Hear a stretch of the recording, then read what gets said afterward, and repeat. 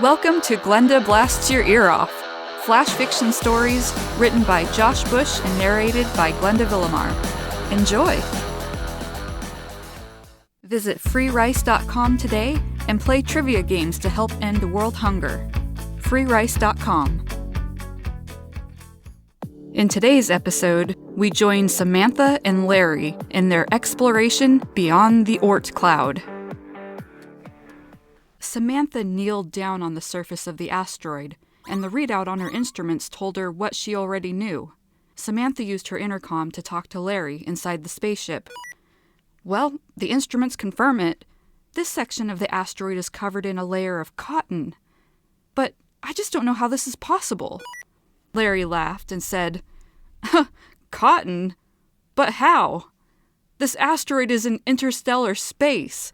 There's no star to provide light for photosynthesis for cotton to be able to grow. Larry, that's not even the strangest part. This cotton covering this section of the asteroid isn't a grouping of cotton plants, but instead it's fabric. Cotton fabric.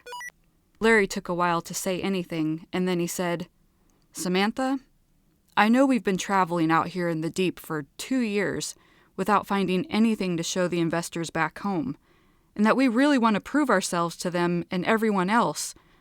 But you're telling me you think you are seeing a gigantic swath of cotton fabric?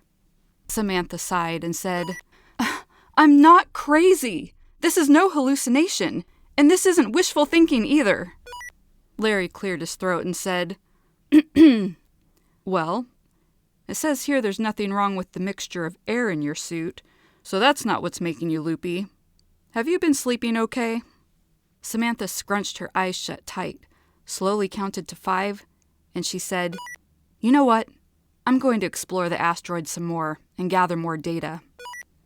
Larry consoled her. Good idea. Some exercise should do you a world of good. Samantha started walking, but that didn't make the cotton go away. Samantha wished she could take her glove off and stroke it. She hadn't touched cotton since before they left on this exploratory journey. Samantha thought of luxurious cotton sheets, soft cotton underwear, and of her favorite weekend jeans. All they had on the ship was polyester. But Samantha knew the instruments couldn't lie. 100 feet. More cotton. 200 feet. More cotton. 300 feet. Cotton. Samantha couldn't think of any possible explanation for this weirdness. No human had ever been out this far past the Oort Cloud of our solar system, so that meant no human could have set up this elaborate prank on this rogue asteroid that was meandering through the Milky Way. Samantha gave up collecting data and walked back to the ship. The naysayers back home were going to love this. They thought she and Larry were going to lose their minds with only the two of them to talk to for years. Samantha stopped, looked at the spaceship, blinked, and looked at the ship again. Larry? Did you know that the ship is leaking something? Any idea what it is? Samantha thought Larry sounded cheerful when he answered. Don't worry, it's just our fuel. I'm just about done pumping out the last of the fuel. Samantha inhaled sharply, held her breath, finally remembered to breathe, and asked in a small voice, Why? Larry responded joyfully, Because the voice in my head told me to, silly! Samantha panted deeply and imagined being stranded on this asteroid. She didn't know how long they could last out here, and the prospect of any rescue was extremely slim. Larry went on, It's so amazing, Samantha. The asteroid is talking to me, inside my head. And you know what? Samantha played along. No, what? Larry shouted in her ears. The asteroid is alive! It isn't an asteroid at all! And get this, it's been stuck out here for centuries because it needed food. It had to go into a state of hibernation in order to sustain itself. Samantha began to wonder what was really going on here. There had to be a rational explanation for the cotton and for Larry hearing a voice that told him to strand them there. Larry, I'm coming in. Good idea. We're about to leave anyway. In fact, you may want to hurry. And if that didn't make Samantha move faster, then the sudden rumbling of the asteroid sure did. Samantha was thrown left and then right by the shaking of the asteroid. Was it an earthquake? If so, then how? There was no way an asteroid could have tectonic activity like this. Samantha was nearly at the airlock and she said, "Larry, talk to me." Larry sounded distracted and said, "I can't. I'm talking to the asteroid." "Wait. Or am I thinking to the asteroid?" "Ah, you know what I mean." Samantha cycled through the airlock and took off her spacesuit. All the while, she watched Larry, who was nodding along, making faces and gesturing like he was talking on the telephone. But there was no telephone. The ship rocked violently, and Samantha cut her cheek on a console as the ship flipped completely over.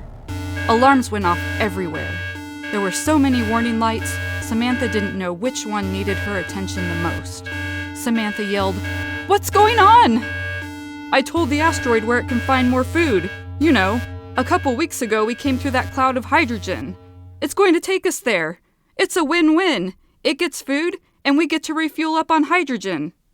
Samantha had a hard time believing this, but whatever doubts she had were forgotten when she looked out the window.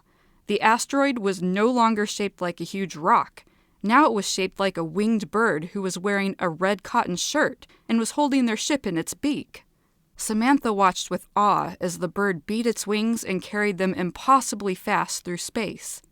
Samantha checked on the alarms and warning lights, and she was relieved to find there was miraculously only minor damage done to the ship, damage that was fixable. Larry bellowed, "It's excited! It sees the hydrogen cloud!" And shortly after they arrived, the bird let them go and it began to gorge itself. Samantha put a hand on Larry's shoulder and told him, "I'm filling us up now."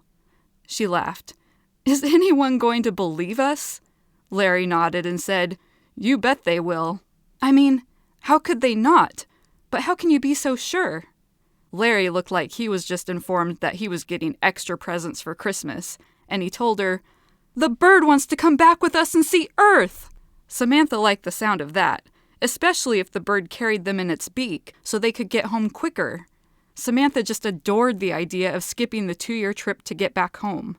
Samantha grinned from ear to ear and said, "There's just one thing I want to know. Where did the bird get a red cotton shirt?"